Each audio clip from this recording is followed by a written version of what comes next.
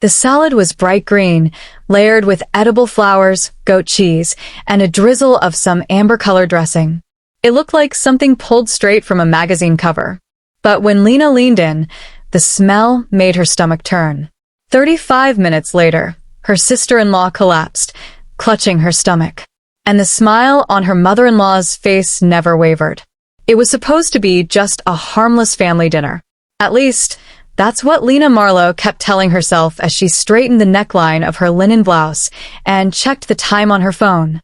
6:57 p.m. They were 3 minutes from walking into her in-laws' sprawling stone estate in Westwood Heights. The kind of house with white rose gardens out front and an imported fountain that never stopped trickling. Lena turned to her husband, Ryan. "Are you sure they even want me there?" she asked under her breath, adjusting her silver bracelet nervously. Ryan let out a sigh and gave her hand a light squeeze. "You're my wife. They'll deal with it." That wasn't exactly the reassurance she hoped for, because Lena had seen the way Evelyn Marlowe, her mother-in-law, looked at her. Like Lena was a spot on her linen napkin, something that didn't belong at the table, something she'd pretend not to notice while silently blaming. And then there was Daphne, Ryan's younger sister, beautiful, polished, and armed with passive aggression like it was a designer handbag. From the beginning, Lena never fit their mold. Too earthy. Too common. Too interested in unprofitable things like wellness, nutrition, and emotional intelligence. Even now, as they walked up the stone steps toward the front door, Lena could feel it, like an invisible fog. This wasn't dinner. This was a performance. And she was expected to fail. The door swung open before Ryan could knock. "Darling," Evelyn exclaimed in her usual overbright tone, all teeth and pearls. She kissed her son's cheek and gave Lena a stiff nod. "You're here." Evelyn's dress was immaculate, icy blue satin, diamond studs glittering from her ears, every strand of silver blonde hair in place. Lena stepped inside, clutching her cardigan tighter. The scent of rosemary, baked cheese, and lemon oil drifted through the halls. "Come," Evelyn said. "Dinner's just about ready. I've prepared something special." Her smile lingered a little too long. The dining room was everything Lena remembered, too large, too gold, and too cold. Crystal chandeliers, wine glasses already poured, and cutlery so polished it reflected your hesitation. Daphne sat at the far end, scrolling through her phone with perfect red nails. "Didn't expect you," she muttered to Lena as she took her seat. Lena smiled tightly. "It's good to see you too, Daphne." Ryan cleared his throat and tried to shift the tension by pointing out the wine selection. But Lena barely heard him, because Evelyn had just re-entered, this time carrying a silver platter with small individual plates balanced on it. And on each plate was a salad so beautiful it almost looked fake. "Fig and chèvre with organic microgreens," Evelyn announced. "And my homemade fermented honey vinaigrette." She set one plate in front of Lena with a little more force than necessary. Lena's eyes narrowed. She had a sharp nose and a sharper instinct, trained over years of nutritional work. And something about that salad didn't sit right. Literally. It smelled faintly off. Not rancid. Not rotten. But too sour. Too pungent. Ryan dug in immediately. Daphne poked at hers, mumbling something about carbs. Lena hesitated. "What's wrong, dear?" Evelyn asked sweetly. "Not refined enough for your plant blog." Lena forced a smile. "No, just admiring the plating." She took the smallest bite, just enough to be polite, and immediately regretted it. The taste was sharp. Fermented, yes, but more than honey. There was something bitter beneath it, almost metallic. She sipped her water and swallowed slowly, but said nothing. Exactly 35 minutes later, Daphne clutched her stomach with a groan. "Oh my God," she gasped. "I feel sick." Evelyn stood immediately. "What? What is it?" Daphne shoved her chair back and ran toward the hallway bathroom, heels clicking erratically against the marble. Lena turned to Evelyn, concern wrinkling her brow. But Evelyn's face was composed. Not confused. Not panicked. Just calm. Lena's gaze dropped to the salad bowl at the center of the table. And for the first time she wondered, was this even about Daphne? When Lena and Ryan returned home that night, the house felt heavier than usual. Ryan was unusually quiet. He'd spent the entire ride defending his mother. She didn't mean anything by it. You're reading into things again, Lena. Lena sat on the couch, pulling her knees up under her. She served spoiled vinaigrette. She knew something was off. Ryan shook his head. You think she poisoned her own daughter? Lena looked him straight in the eye. I think she tried to poison me. Daphne just got the worst end of it. Ryan scoffed. You need to let this go. But Lena couldn't. Because when Daphne finally emerged from the bathroom, her skin had been pale, lips slightly blue. She collapsed in the hallway before anyone could get her water. And Evelyn? Evelyn had stepped over her daughter's body to grab the napkins. That night, while Ryan slept, Lena sat at her desk, her fingers flying over the keyboard. She wasn't just a nutritionist. She had a degree in food biochemistry, and she knew how to run tests. Earlier, she had discreetly wrapped up a portion of the salad in a linen napkin and slipped it into her purse. Now, under the cold light of her reading lamp, she slid the sample into a sterile container. If there was even a trace of toxicity in that dressing, she'd find it. The next morning, Lena called a friend from university who now worked in a private lab. She didn't give full details, just said it was urgent. By noon, she'd handed off the sample. And by the next evening, the results arrived. Her hands trembled as she opened the report. It was subtle, but it was there. Solanine, a naturally occurring toxin found in sprouted potatoes, lethal in high doses. Lena stared at the paper in silence. It wasn't enough to kill. Not immediately. But it was enough to harm. Enough to hospitalize. Enough to ruin someone's body from the inside out.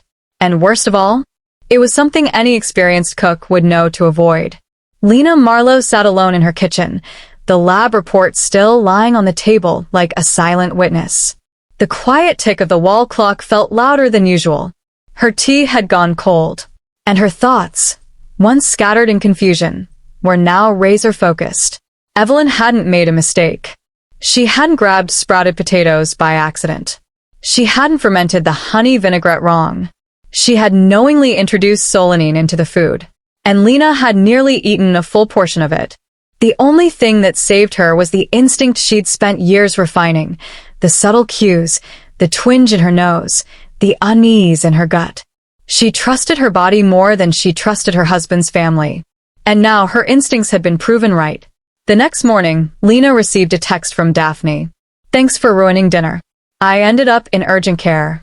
Mom's furious. You owe her an apology.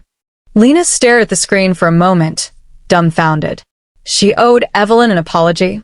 She typed back carefully. You might want to get a toxicology screening. I had the salad tested. It wasn't safe. 3 dots appeared, then disappeared. No reply. Lena didn't expect one. Daphne had always lived under Evelyn's shadow, polished on the outside, poisoned on the inside.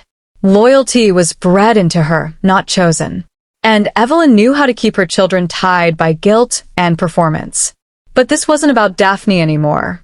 Lena folded the lab report and placed it in a folder. She didn't plan to confront Evelyn yet. No, she had a better idea. She started with quiet inquiries, casual mentions in local wellness circles, a few anonymous emails to online forums about food-related toxicity in high society households. She wasn't pointing fingers. Not yet. But she was preparing. Then she made her next move. That weekend, Lena attended the Marlowe Foundation's annual charity brunch, a pretentious garden event where Evelyn played queen of the community, hosting wealthy donors and showcasing her carefully curated image of noble matriarch. Lena hadn't attended in 2 years. But this time, she wore a slate gray silk dress, her hair pulled back in a sleek bun, her face calm and unreadable. Ryan was surprised she wanted to go. She gave him the same reason she gave Evelyn at the door. I'm trying to make peace. Evelyn's smile was tight, but smug. Glad you're learning. Daphne was there, of course, visibly tired, makeup concealing how pale she still looked. She barely acknowledged Lena. As guests mingled and champagne glasses clinked under strings of garden lights, Evelyn stood by the buffet table, showcasing her homemade hors d'oeuvres like a proud chef. "You know," Evelyn said to a group of women, "I've always believed food is an extension of our values. Pure, refined, balanced. I source everything myself. Nothing artificial enters my kitchen." Lena stepped forward, a soft smile on her lips. "Even the solanine?" The circle of women paused. Evelyn's eyebrows lifted. "Pardon?" Lena tilted her head. "Sprouted potatoes. Solanine levels rise when they're used in vinaigrettes. You know that, of course." Evelyn's lips twitched. "I'm sure I don't know what you're referring to. I had last week's salad tested," Lena said, her voice sweet but firm. "It came back positive for low-dose toxins. Dangerous enough to hospitalize someone." Evelyn's smile barely cracked. "You had my food tested? That's absurd." "I thought so too. Until Daphne collapsed," Lena said, her voice calm enough to sound surgical. "Of course, you're such a seasoned host. You'd never make that kind of mistake, right?" There was a ripple in the group. Subtle, but enough to plant seeds. Just like Evelyn had done to her, all these years. That night, Evelyn called Ryan. "She's humiliating me, Ryan. In front of our friends. Accusing me of poisoning her? Your wife is unstable." Ryan sat on the edge of their bed, phone to his ear, his jaw clenched. Lena listened from across the room, silently folding laundry. "She's not accusing," Ryan said at last. "She had it tested, Mom." Evelyn fell silent. Ryan turned to Lena. "Why would you go public like that?" Lena folded another shirt. "I didn't. I asked a question." "She's furious. You're tearing this family apart." Lena finally looked up. "I'm not the one who served poison, Ryan." Days passed. The gossip spread. A few influential families began canceling Evelyn's dinner invites. A few whispered rumors started swirling online. Anonymous posts about suspicious family events, food-related illnesses, tension behind the Marlowe gates. Evelyn's empire of image was beginning to fracture. But Lena wasn't done. She went to the police, not to press charges yet, but to submit a report and hand over the lab results, just in case anything happened again. The officer, a young Latino woman named Officer Delaney, took her seriously. "This isn't the first time we've seen accidental kitchen poisonings in high-income domestic disputes," she said. "It's hard to prove intent, but the paper trail helps. You did the right thing." Lena exhaled. For the first time, she felt like someone believed her. Then something strange happened. One morning, a letter arrived at their house. No return address. Tucked inside was a recipe card, with a note scribbled on the back. "Careful, dear. You never know who's watching what you eat." No name, but the handwriting was Evelyn's. Lena stared at the note for several seconds. She didn't shake. She didn't panic. She photographed the letter, filed it away in a folder, then slid it into a plastic sleeve. Because Evelyn had just made her next move. And Lena wasn't going to play defense anymore. She contacted a friend who worked in digital media and told her everything, from the fancy salad to Daphne's collapse, to the toxicology report and the recipe card. The friend, Maya, was a content producer for a large wellness channel. "Let's do a feature," Maya said. "We don't have to name names, but people need to hear this. You're not the only one." They filmed it in a quiet, airy studio. Lena sat calmly, her green eyes glowing under the lights. She spoke without anger, without drama, just facts. About toxicity in high society. About the subtle dangers women face. About how refined environments can mask abuse through dinner parties and gold-plated forks. The video went viral in under 48 hours. Not because it was dramatic, but because it was true. Evelyn watched the clip that night on her tablet, her jaw tight, her lips pale. She slammed the screen down. She called her attorney. And then she called someone else. Someone from her past. Because now, Evelyn Marlowe wasn't just angry. She was threatened. And people like her? They didn't go down quietly. The sun rose soft and slow over Westwood Heights, but there was nothing peaceful about the air around Evelyn Marlowe that morning. Her estate, once her fortress, now felt like glass, transparent, fragile, and worst of all, vulnerable.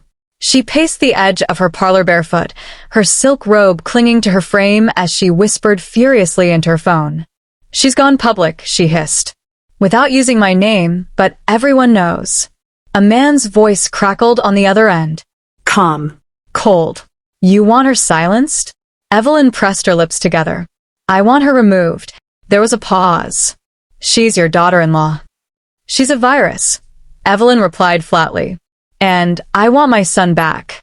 I want this family clean again." Across town, Lena Marlowe stood at her kitchen counter, blending a protein smoothie while the video her friend Maya had produced played on her laptop in the background. It had racked up nearly 2 million views. She hadn't expected this much traction. But the messages pouring in from women, strangers, friends of friends, even quiet influencers, told her the truth. They had all eaten something poisoned at least once. Not always food. Sometimes it was guilt, gaslighting, manipulation plated with smiles. Her story had struck a nerve. Even Daphne had texted her the night before. "What if you're right about the salad?" Lena hadn't responded yet, because there was something bigger rising beneath the surface. Something she couldn't quite name. It began subtly.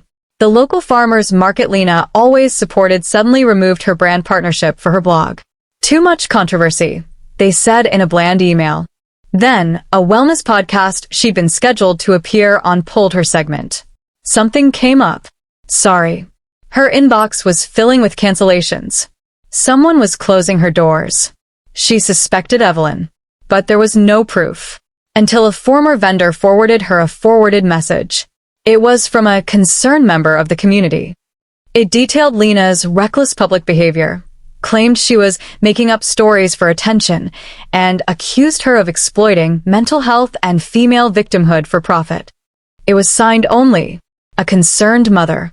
Lena closed her eyes. Evelyn was fighting back. But Lena had built her life on truth and systems. She knew that exposing a lie once wasn't enough. You had to unravel it.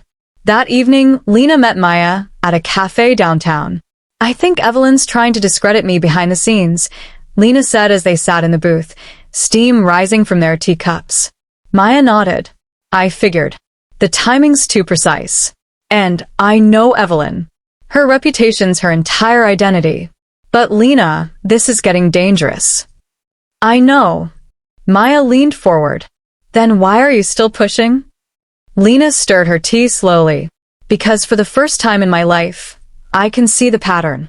Not just from Evelyn, but from every woman like her. And I'm done pretending I'm not watching." Meanwhile, Evelyn was holding her own meeting, in a more private setting. A man in a tailored suit arrived at the back gate of the estate. Her assistant let him in. He wasn't an attorney. He was a fixer. "Get into her laptop. Her phone. I want to know what she's planning next." He nodded, silent, already working. Evelyn watched him with a clenched jaw, sipping from a crystal glass. "She thinks she's clever," she muttered. "But I built this life from the ground up. I will not lose it to a woman with a food blog." 3 nights later, Lena's laptop flickered. She was writing a post about ingredient integrity, something harmless, when the screen went black for half a second, then lit back up. She paused, checked her logs, and saw it. A breach attempt. Unsuccessful, but close. Her background in food biochemistry came with a minor in digital systems, something she never talked much about. But now? It was her greatest weapon.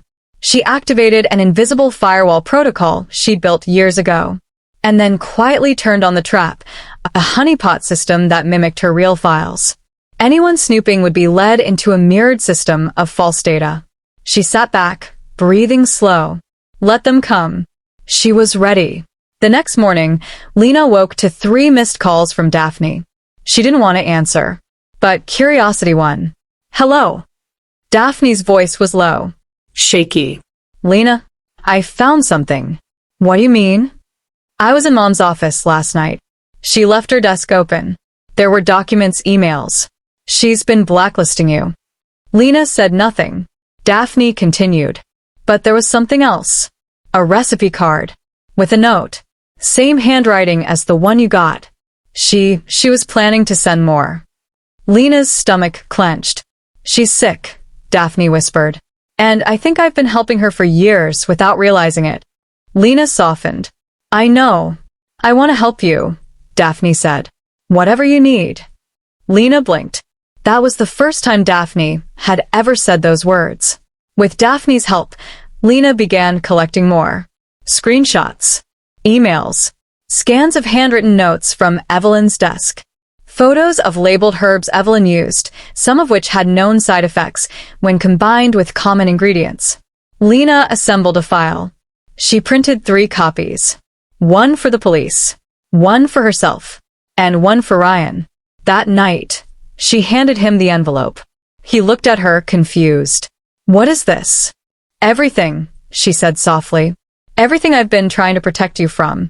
And everything you've refused to see. Ryan opened the folder. He read the lab report, the screenshots, the reports from Daphne, the toxic ingredient notes, the legal cover letter from Lena's lawyer outlining the potential for criminal charges. When he reached the final page, he looked up pale. This isn't real. She wouldn't. She would, Lena said. She did. Ryan dropped the folder on the table. What do you want me to do?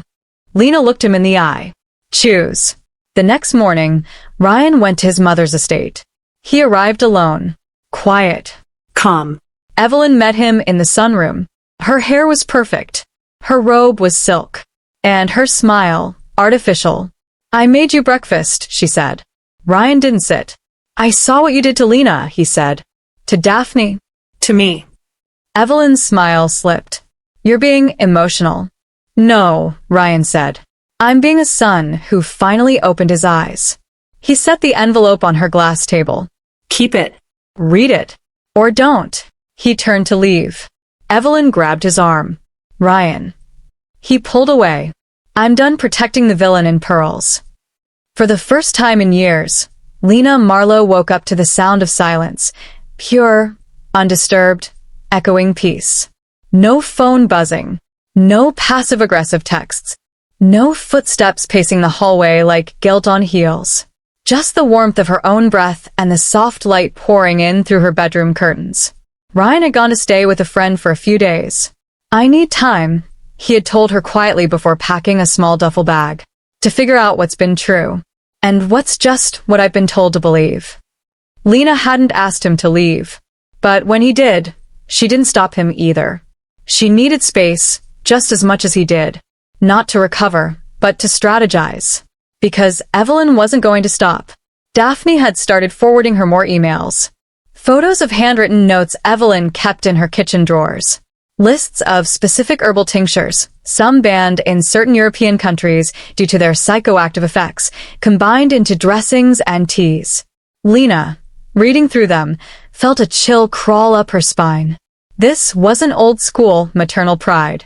This was calculated harm. Worse, Evelyn wasn't just targeting Lena. There was a folder labeled Potential Threats, with names of local women, wives of community leaders, and other in-laws Evelyn seemed to consider influencers of weakness. She kept files on them. Gossip. Dietary notes. Medical details. Some of them had visited the hospital in the past 2 years with mysterious symptoms. None of it was connected, until now. Evelyn had turned food into a weapon. Maya, Lena's media contact, proposed a follow-up video. But this time, Lena hesitated. This could blow everything open, Maya said. That's what I'm afraid of, Lena replied. You're protecting someone who tried to poison you. I know. But I'm also protecting people she hasn't gotten to yet. Maya leaned in across the cafe table. So we expose her. Not by name, but by pattern. Lena's eyes sharpened. Pattern, she repeated. That night, she began writing. Not a blog post. Not an expose. But a case study. Detailed. Neutral. Documented. Clinical. It read like a research paper, because it was one.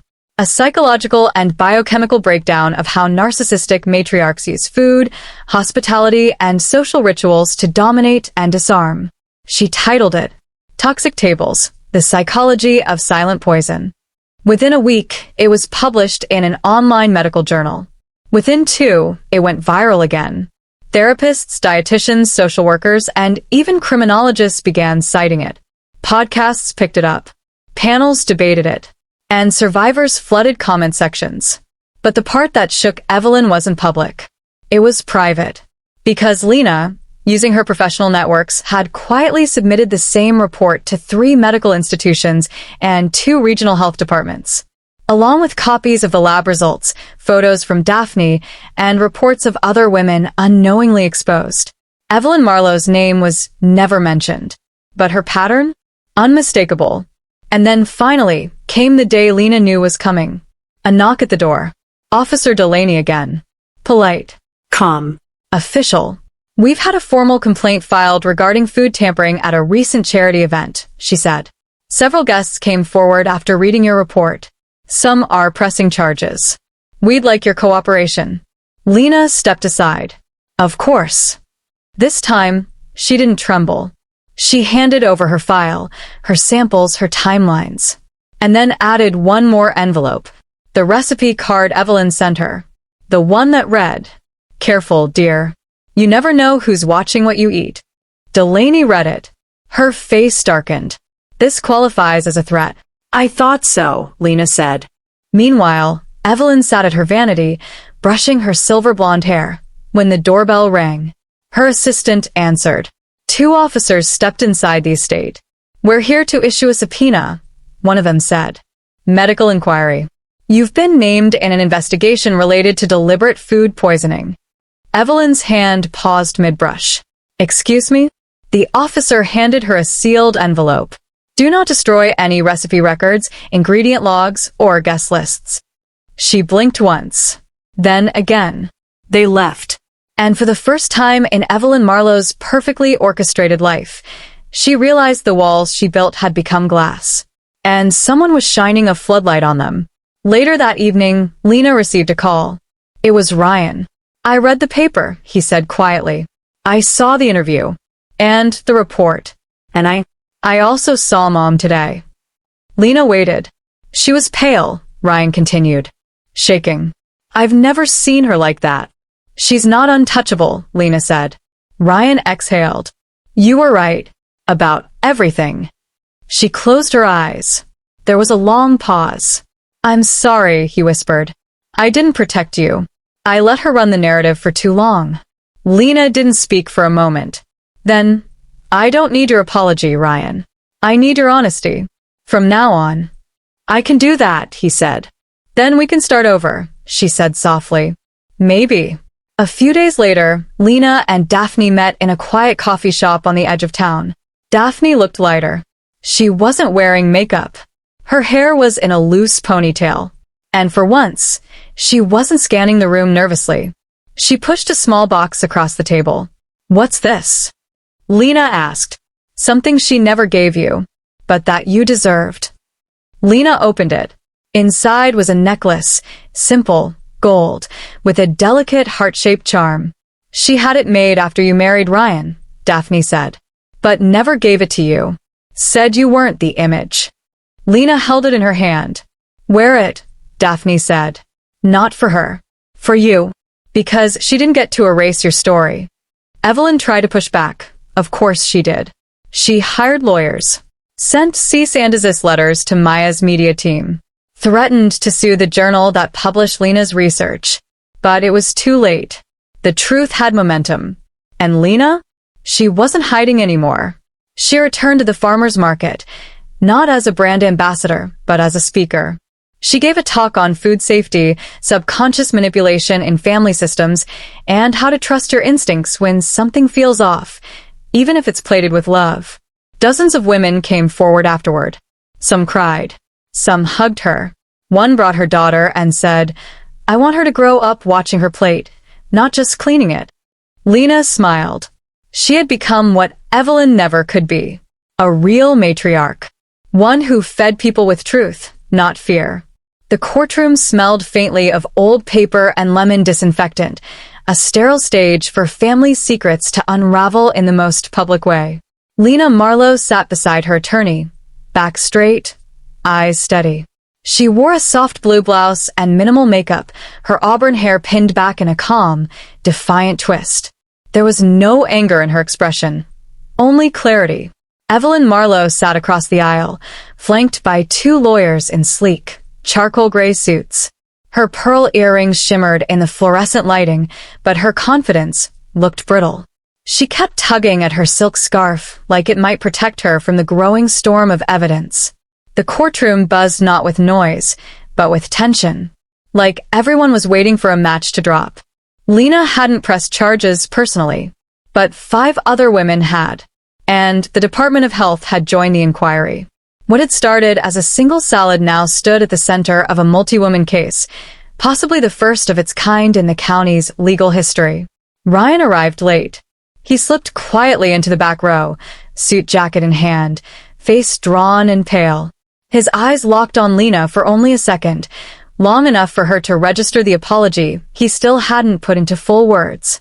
Then he turned his gaze to his mother. For the first time in his life, Ryan Marlowe had no intention of defending Evelyn. Testimony began with the forensic toxicologist.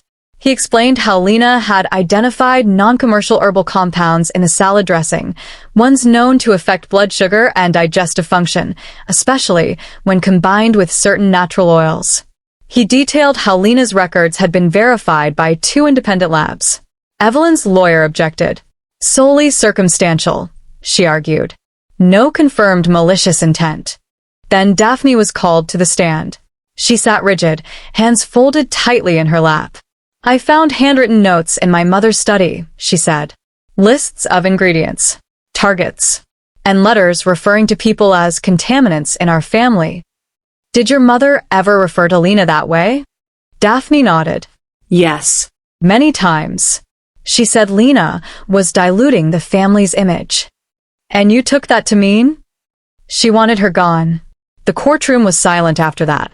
Not a cough. Not a shuffle. Even Evelyn's attorneys stopped scribbling for a moment. Because the worst kind of villainy isn't loud. It's intentional. Polite. Served with a smile and lemon zest. After a long recess, Lena returned to the witness stand. She looked out over the gallery, not to see who was watching her fall or rise, but to remember who she used to be. I married into this family thinking I was joining a legacy, she said quietly. Instead, I was slowly erased. With words, with condescension, with a salad that nearly sent me to the ER. There was a faint murmur. But this isn't about revenge, she continued. It's about accountability. And for every woman who sat at a table and felt something was off, but ate quietly to keep the peace. Her voice didn't crack. Not once. But her eyes, bright, green, unwavering, glowed with a truth deeper than evidence. A truth Evelyn could never touch again. Outside the courthouse, reporters gathered. Maya stood with Lena, holding back the press with a sharp gaze and a firm arm. You did it, she said. You actually did it. Lena exhaled. Not yet. But the seeds planted. A woman approached. Late 40s. Nervous smile. Hi, I read your paper. And I think my sister went through something like this too. It was always in the food. The guilt trips. The "you're too sensitive" lines. Lena didn't ask for proof. She just nodded and gently took the woman's hand. You're not crazy, she said. And you're not alone. That evening, Lena returned home to a quiet house. The garden was blooming. Her kitchen was clean. A single package sat on the porch. Inside was a letter. Handwritten. It read, I still don't fully understand how I missed it, but I see you now. I believe you. I trust you. If you're willing, I'd like to come home as a partner, not a puppet. Ryan. No apology. Just honesty. And that's all Lena had asked for. She left the letter on the counter and sat in silence, sipping herbal tea from her own recipe. She'd reply in her own time. After all, her life wasn't on Evelyn's clock anymore. Meanwhile, Evelyn Marlowe's estate was strangely quiet. Her staff had quit. Daphne had moved out. And her social invitations had dwindled into silence. There was no criminal conviction yet. But the civil suits were moving forward. And the reputation she'd clung to like porcelain? Cracked. She sat alone at her grand dining table, staring at the antique dishes and crystal glasses, the ones she'd once used to intimidate. And for the first time in her life, she realized she had nothing to feed anyone anymore. Not even herself. 6 months had passed since Lena Marlowe last saw Evelyn in court. Autumn had arrived like a quiet apology. Soft rain, amber leaves, and the crisp scent of change carried through the wind. Lena had started walking every morning, her headphones tucked into her sweater as she listened to audio journals from women across the country, strangers who'd read her report, her story, her voice, and decided to share their own. I never thought it was abuse because it looked like care. She always made me feel like I was the ungrateful one. It was just food until it wasn't. Lena's inbox overflowed with stories. Not just about Evelyn types, but about a culture that allowed quiet violence to dress itself in silver cutlery and forced smiles. And in response, Lena began something she never imagined. A movement. She called it the Clean Plate Project. It started as an online resource, safe meal sharing, nutritional advocacy, stories, and recovery tools. But within weeks, it became something more. Therapists wanted in. Nutritionists wanted to partner. Lawyers reached out, asking how they could help survivors press charges in legally gray areas. And women from around the world, Brazil, Korea, Denmark, South Africa, translated Lena's content for their own communities. What Evelyn had tried to weaponize, Lena had transformed into armor. Meanwhile, Ryan Marlowe moved back in. But not like before. There were boundaries now. He cooked dinners. He cleaned the guest room, then slept in it. He attended therapy. He wrote letters, not emails, not texts, handwritten pages of reflection, accountability, and things he admitted he should have asked long ago. I was raised to believe obedience meant loyalty, one letter read. I know now it just made me complicit. He never begged. He never demanded to be let back in. He simply stayed consistent. One day, Lena sat across from him on the porch, 2 mugs of peppermint tea between them, and said, "If this was just about you and me, I might have shut the door forever." Ryan swallowed hard. "But it's not," Lena continued. "It's about the silence I grew up in, the control I didn't see coming, the freedom I refused to give up again." He nodded. "Then I won't take it from you." She didn't say anything more. But she didn't ask him to leave, either. Daphne became Lena's partner in Clean Plate. Not just emotionally, but professionally. Together, they co-hosted live events in wellness centers, women's shelters, and even a university conference. Daphne spoke about being the enabler who finally said no. Lena spoke about surviving what wasn't supposed to be deadly but could have been. Their bond grew stronger, deeper than in-laws. They were no longer bound by marriage. They were bound by truth. One night after an event, Daphne handed Lena a small, framed photo. It was old, black and white, and slightly curled at the edges. "Who's this?" Lena asked. "My grandmother," Daphne said. She was Evelyn's mother. "She looks kind," Lena said softly. She was. Too kind. I think Evelyn learned to weaponize where she saw softness fail. They both stood quietly, looking at the face of a woman they never met, but who shaped everything. Then Daphne added, "I think we're the first ones to stop the cycle." Evelyn Marlowe had become a ghost in her own mansion. She no longer hosted fundraisers. Her bridge group stopped meeting at her place. Most of her community circles quietly distanced themselves, not out of fear, but shame. The articles had never named her directly, but they didn't have to. The description, the evidence, the fallout, it all pointed to one thing. A woman who fed her control into every bite served, and who watched as her empire of politeness collapsed under truth. She tried to fight back online. Anonymous comments on articles, whispered slanders in country club halls, but the world wasn't listening anymore. It was listening to Lena. Then came the invitation. A national morning show emailed Lena's team. "We'd love to have you on to discuss Clean Plate, toxic family dynamics, and your story. You've become a symbol of resilience for thousands." Lena stared at the message for a long time. Maya, now managing the PR side of things, simply said, "If you want to keep your name private, we can decline." Or, you could step into the light. Lena exhaled. I think it's time. The studio was brighter than she expected. White sofas, blue mugs with logos, cameras gliding silently across tracks. She wore a soft emerald dress and low heels, her hair styled but natural, her posture elegant without effort. The host leaned forward and asked, "Why now? Why did you stay silent for so long? And what finally changed?" Lena smiled gently. Because for years, I didn't realize being hurt without bruises still counted. The audience went still. And I changed, she continued, when I stopped asking if I was imagining it and started asking who else might be living it. The segment ran for 10 minutes. It was replayed 6 million times that week. And by the end of the month, Clean Plate had opened its first physical support center in the very town where it all began. Later that night, as Lena walked through her home, she noticed something different in herself. Not louder, not tougher, but freer. There were no more questions, no more doubts, no more meals she had to grit through while pretending everything was fine. Her table now had real laughter. Her recipes had real care. And her story? It had real weight, not just because of what she survived, but because of how she chose to rise. The grand ballroom of the Civic Center was lined with soft lantern lights and cascading eucalyptus garlands. 100 seats had been arranged in crescent rows, all facing a modest wooden stage flanked by screens and flowers. A white banner hung from the ceiling. Clean Plate. Healing begins at the table.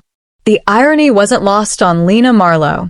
Not too long ago, she'd sat at a table where her existence was questioned, dressed in fancy clothes, served a dish meant to shame or silence her. And now here she was, the keynote speaker, invited not just to tell her story, but to guide others through theirs. The room slowly filled with women, couples, and therapists, many holding hands, some wiping tears before even sitting down. Some had traveled from other states. One woman had flown in from Ireland.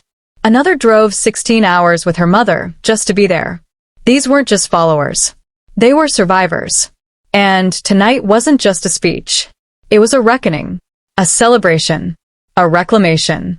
Lena stood backstage, hands gently resting on the edges of the podium, breathing deeply as Maya fluffed her sleeves and adjusted the mic. "You okay?" Maya whispered. "I'm not scared," Lena said. "But I feel like I'm standing in every version of myself all at once." "You are," Maya smiled. "And they're all clapping." Lena smiled back, then walked out. The applause rose gently, then powerfully, like a wave. She waited, not because she needed the praise, but because she wanted to feel present. She wasn't rushing this. She wasn't rushing anymore. When it finally quieted, she spoke. "My name is Lena Marlowe," she said. "And for a long time, I thought silence was safety." A soft murmur rippled across the crowd. But it wasn't.